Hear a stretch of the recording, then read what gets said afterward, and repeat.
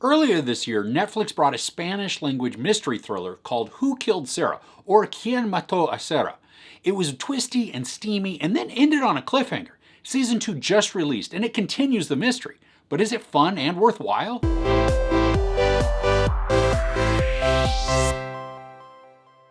Alex Guzman has to face his worst nightmare, his sister Sarah's true personality. At the same time, a buried mystery corpse in his own patio becomes a ticking clock that can make him go back to prison at any time. He has no other choice than to become an investigator and put together all the pieces that will portray Sarah's true and terrible story and her relationship with the Lescano family. Okay, so honestly, I was hooked on the first season.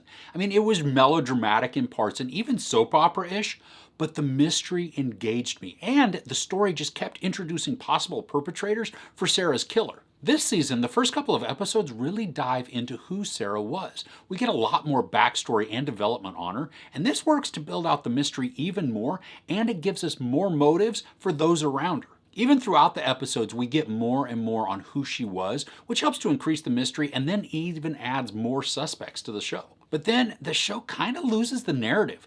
The search for Sarah's killer and the truth, it just kind of takes a backseat to the massive family drama that envelops the Lescano family. Now this is still interesting and it works to put some additional motives into the mystery, but for a lot of it, I was wondering if Alex had remembered what he was searching for. The mystery of the corpse that was found in Alex's yard really begins to take a large focus. And this still has ties to the overall story, but I felt that it does take us off course a bit from finding Sarah's killer. There are a lot of sequences that have to do with revenge, and while I enjoyed the action, it did get a little bit much sometimes. The show reminded me a little bit of The Killing that came out, a bunch of years ago that had Muriel Enos and Joel Kinnaman.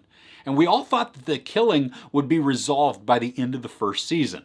And then if you're like me, I became disappointed to find out that we wouldn't find out the truth that easily. That frustration tempered the enjoyment of the second season, and I kind of got that a little bit with this. I mean, the first season was 10 episodes, and it built some really good suspense. And as exciting as the finale was, there was a small twinge of disappointment that they're going to drag this out. Season 2 adds in the twists, but there are also portions that feel like the show is being more dragged out for time than for a really good story. And like I said before, the show also focuses less on Sarah's death than on some of the other character dramas. The storyline of Chema and Lorenzo continues to be challenging, and there are moments that are just way too overdramatic and hedge more towards the laughable than the emotional.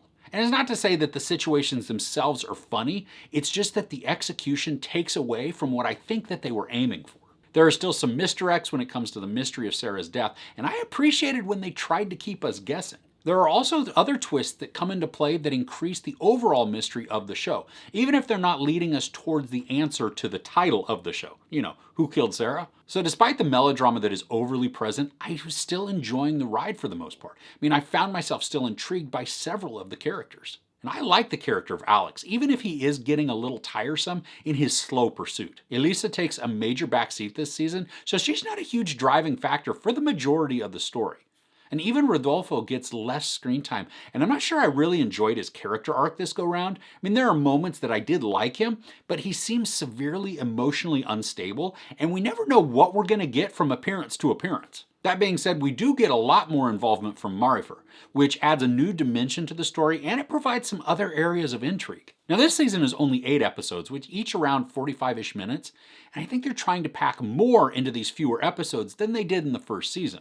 The family dynamics are still compelling and kept me watching, especially as I begin to either like certain characters even more or despise them way more than I originally did. The show does do a really good job of building out those characters to make us have strong feelings towards them. I think there are very few in this that you're going to be ambivalent towards. So when it comes down to it, the show continues to suck me in. I mean, even though I rolled my eyes at portions when it got overly melodramatic, and despite the fact that I think the show lost some of its focus in the middle of the season, I was still engaged. I was still frustrated by character decisions, was still disgusted by certain thoughts and behaviors, and I was still loving the twists and reveals. And yeah, I still want to see more. There's sex, nudity, a ton of profanity, and some very brutal violence. I give season 2 of Who Killed Sara 3.5 out of 5 couches. So are you hooked on this show? Have you watched it and loved it, or did you hate it? Let me know in the comments below. If you enjoyed this review, please give it a like. Also, don't forget to share and subscribe. I'm Chris, this is Movies and Munchies. Thanks for couching with me.